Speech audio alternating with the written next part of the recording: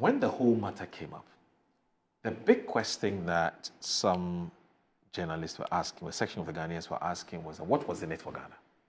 Because usually in diplomatic relationship, we talk about reciprocity. So you do me, I give you something, I take something in return. And at the time, we were told that there was nothing there. We don't take money. You know, as in the case of Uganda, we didn't accept any money, no financial inducement, nothing. Fair. So what is it? What is in it for us? We're told there was nothing in it for us. And then on Thursday, the Foreign Affairs Minister was on, I think on Saturday, yes, this Saturday, Foreign Affairs Minister was on a platform and actually said, well, we had to accept the West African national because we also told the Americans that, look, you've banned us for 5 years. Now we can't go and take 5-year visa. Reverse it. Bring us back to that 5-year visa instead of a 3-month visa. And that was what was agreed, based on which Ghana was prepared to take these West African nationals. And now we have a 5-year back. Interestingly, as soon as in fact, as soon as we announced that we had accepted the West African nationals, I think the following day or two, that big announcement was made. A major breakthrough was made where the Foreign Affairs Minister declared that, look, now you can go and apply for 5-year visa, multiple visa. The video actually trended. I don't know whether, Bright, do we have that video? If we do, okay, I'm told we have it, but we'll play it at some point.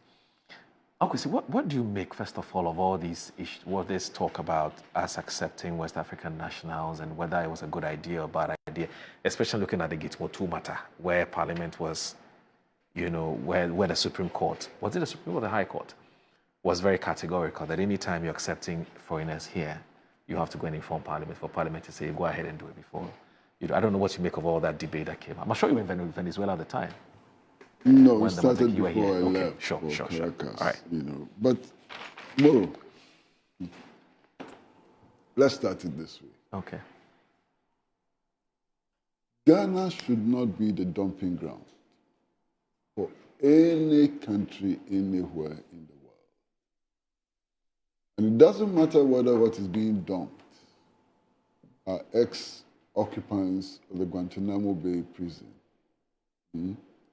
or deportees, or second-hand clothing.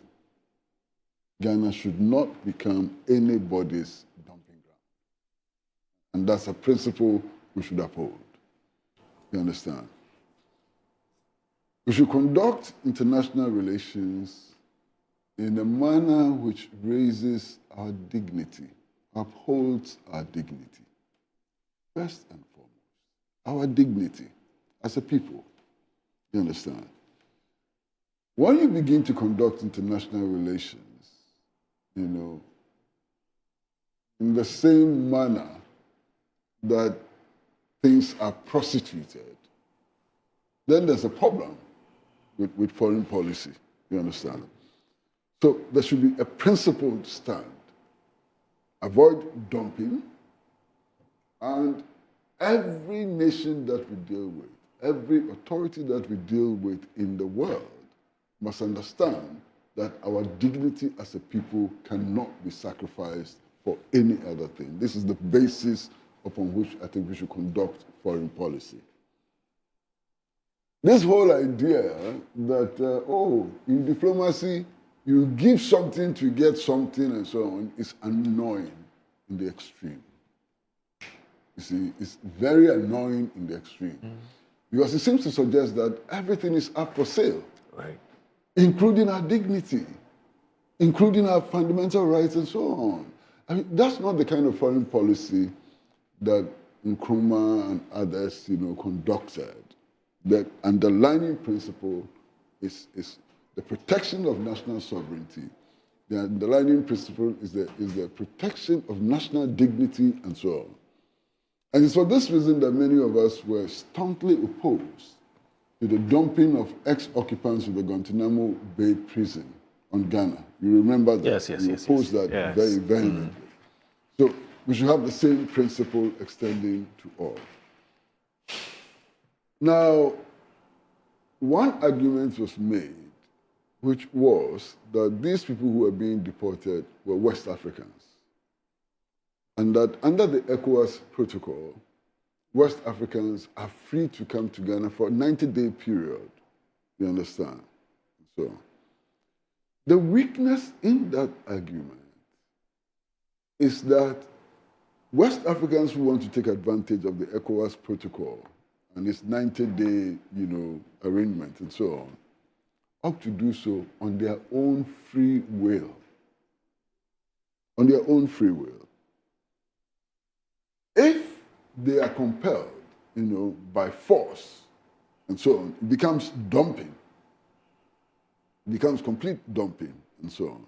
So I think we have to look at that and also understand that very, very clearly. In any case, the West Africans who were brought here were not happy with the fact that they were coming here anyway, and that's why they went to court, through their lawyer and so on. Now, these deportations which are being carried out in the US and other places,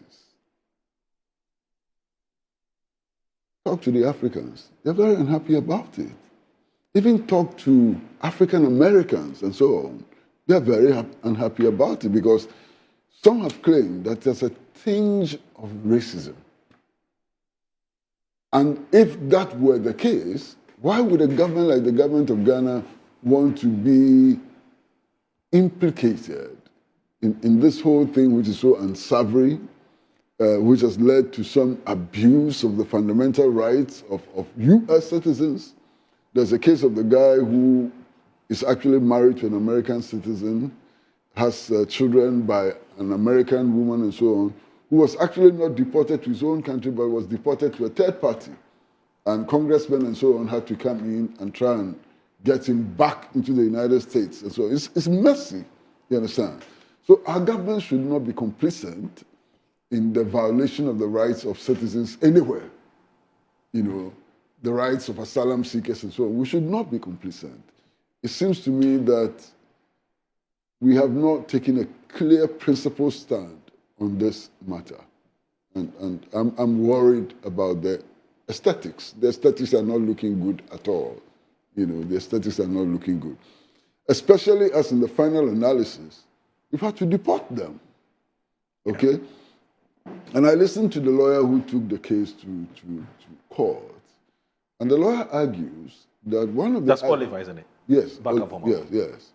One of the arguments that the Trump administration had used in order to, bypass the court processes in the US and so on was that they would not be deported to anywhere where they face danger. Yeah. And yet Ghana accepted them and deported them. To what extent was that a violation of the pledges which the Trump administration had made? I don't know. Yeah. But there could be a violation in there, you understand? So please, let us conduct foreign policy with dignity. Let's conduct foreign policy with dignity. Let us uphold our dignity. Don't let us look like doormats for other governments and so on. We cannot be doormats for anybody. This is Kwame Nkrumah's Ghana. This is where in 1958 we had the All African People's Conference. This was the center of the struggle for liberation in Africa. You understand? This became home of Dot Padmore.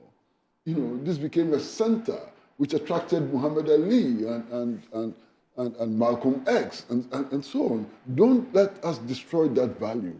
That's an important value we have to hang on to. Because it's about our dignity as African people. I mean, the whole morning we spent considerable amount of time discussing reparations and so on and so on. Our president is the AU champion for reparation. We should not be conducting ourselves in ways which undermines national sovereignty. We should not be conducting ourselves in ways which would create the impression that our citizenship is inferior to others and so on. That's all I have to say. But Uncle C, I've just two quick questions. I mean, we have a foreign policy that says we're friends to all, enemies to none. That's our foreign policy. We're friends to all, enemies to none. I think that's a total misinterpretation of our foreign policy. Okay. Read that foreign policy doctrine. But that's what the foreign minister is saying. We are implacably opposed to racism. True. Our foreign policy Yes. is implacably opposed to racism. Yes. Our foreign policy is opposed to colonial occupation. Right. Our foreign policy is opposed to all violations of rights of citizens and so on. Right. So we are not a neutral country, friends to all and enemies to none and so on. That's a total misinterpretation of our foreign policy. There are principles that our foreign policy upholds. Okay? Okay. There are clear principles that our foreign policy upholds. Okay. Okay? Right. And that is why, for example, President John Dramani Mahama only recently donated, 40 tons of cocoa products to Palestine. Yes. That's not based on friends with all and enemies to none and so on. It's based on a concrete policy of being opposed to colonial occupation and racism, being opposed to genocide and so on. That is why the president gave that brilliant address in the United Nations. Yes, I haven't even picked your thoughts on that. Yeah, I mean, brilliant address in the United Nations. You understand? If our foreign policy meant taking no stand and so on, why was the president taking such a bold stand in the UN and so on? So we should drop that whole idea of friends to all and enemies to none and so on. It's not true. We are enemies to racism. Okay. So the foreign minister builds a point and says, look, Ghana is the Mecca of Africa. We have been championing Pan-Africanism for God knows how long, starting from the likes of Nkrumah and so on and so forth. And these are our brothers. They are Africans. They have been deported from where they are because they are overstayed. They are welcome and so on and so forth. So if they are distressed and they need some kind of support, and we have the capacity and the capability to support them, why reject them? In any case, they are not going to stay here forever. They are only using Ghana as a transit point. What do you make of that argument? The problem with that argument is that it would then appear that it is these West African citizens who are asking to come to Ghana. Okay. But you know that is not the case. True. You know. Yeah. They are fighting with a foreign power and saying that the foreign power is mistreating them or treating them. Yeah. They want their rights to be respected. The foreign power says, no, dumping you in Ghana. And Ghana says, please come and dump them here. That's a different situation. You understand? In any case, why? There are aircrafts flying between all the American states and Lagos and Abuja and so on. So why are Nigerians not being taken to Nigeria? We asked that question too. It's an important question. I mean, it's not like the only aircrafts which fly out of the United States fly into Ghana. Yeah. They fly to Togo. They fly to Nigeria. They fly to Liberia. They fly to Senegal. They fly to all those places. So why this arrangement for Ghana?